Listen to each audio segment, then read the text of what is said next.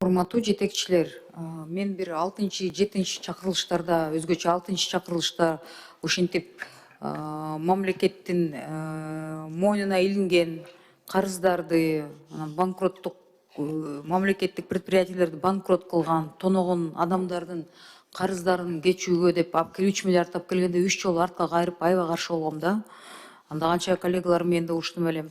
Бирок азыр да мына буну деген geçpeyli bunu деген жылдыралы деп атасыздар да. Ошондо окусам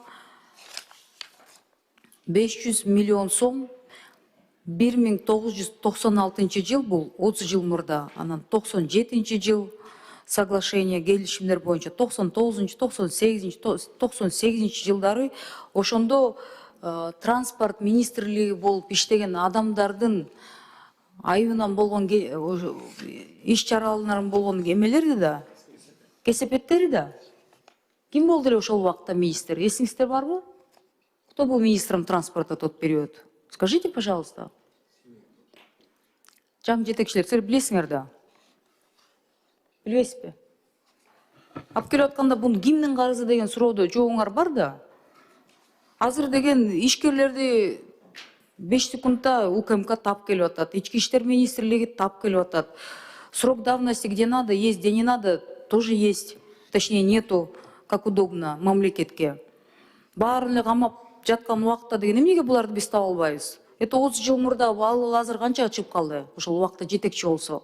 Тирүү да көпчүлүгү. Фамилиялары барбы? Кто был руководителем Министерства транспорта в тот период?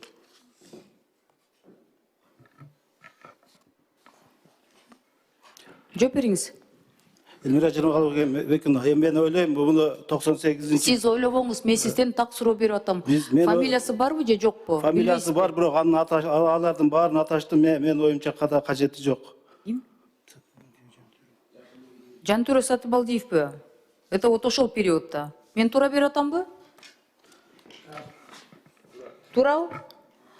Мен ошо таң калганым, аябай таң калгам да, урматтуу жетекчилер. Мындайда азыр деле кемчилик деп коебуз да. Ой, ошол убакта бир кемчилик кетиптир. 500 миллионов. Бул кандай акча? Мы жетим жесирлердин үйлөрүн аларга салып бере албай атабыз. Материал жактан жардам сураса бере албай жатабыз. Сырткы операцияга органдарды алмаштырууга жалдырап кайрчу болуп элибиз жүрөт, тээ жака самсалап башка мамлекеттерге. Өпкөмдү, боорумду, анан почкамды операцияга акчам жок деп. А монтип мамлекетти тоногондорго бир сабак кылып да, даже 30 жыл өтсө дагы буну тиги балдарың неберең төлөйт деп туруп тапкыл ошолорду. Жооп берсин, могу 500 миллионго мамлекетти ким отургузду? 30 жыл мурда болгон нерсени акырын мында уялгансып келип атасыңар, кечирип койгула, биз Минстранстын карызы эле, буну биз кечип коелу деп. Такого вообще не должно быть. 30 лет назад, бизден кийин даже 10 жыл өтөт, дагы 20 жыл өтөт. Азыр мамлекетти бирөө тоноп атса, ошол 40-30 жылдан кийин да жооп бересиң деген убакыт келмейинче, урматтуу жетекчилер. Биздин мамлекет байыбайт. Анан биздин госслужба астыга жылбайт. УКМК менен ички иштер министрлигине мен да буну палатадан көтөрөм обязательно. Муну алып келесиңер да. Алып келбесеңер буну көтөрүп айтыш керек. 30 жыл мурда мамлекетти тоногон ошол адамдар азыр жеке ишкерлерди болуп турушат. Миллионер, миллиардер болуп калгандарга мен таң калып атам да. Бай кишилер болуп калыптыр да. Өмүрү мамлекеттин аркасы менен бизнес кыл, өмүр бою ошентип бизнес кылгандар. Надо таких людей просто-напросто тоже для истории урок кылыш керек. А эмне биз биякта уялып отурабыз, кечирип койгула, 500 миллион экен, сиз келип жалдырап атасыңар да, ошону биз узартып койгулачы, бунун карызы. Ошондо основная сумма долга 330 миллион 664 миң. Мен туура көрүп атамбы? Проценты 169 миллион 248 миң деп жазылаттыр да, аябай майдалап келип атыптыр, кечирип коюңуздар. Анан только штрафной санкциясы 80 миллион чыгып атат, 81 миллион, 80 миллион 697 миң. Туурабы, окуганым туурабы, ошол цифрабы? Анан жарым миллионду кечкенде эмнеге кечип атасыңар? 30 жыл өтсө дагы. Тем более мы против коррупции мына 2025 жылдын 1 январында 3 окууда сопсон мыйзамды өкмөт келгенде унчукпай дым этпей баарыбыз колдоп бергенбиз. Коррупционерлердин жазасы күчөсүн деп. Эми мамлекет тоногондор деген кача албайсыңар деген сөз. Эмир тиги ошактан карып өлүп калсаңар да ошактан чыкпайсыңар деген мыйзамды кабыл алганбыз. Эмне мындай деп келип атасыңар анан? Элвира Жаныбековна, уруксат берсеңиз, Азыр биз бул карызды жоюу боюнча бул өкмөттүн тескемеси чыккан жок. Жоюу боюнча сөз болбой атат.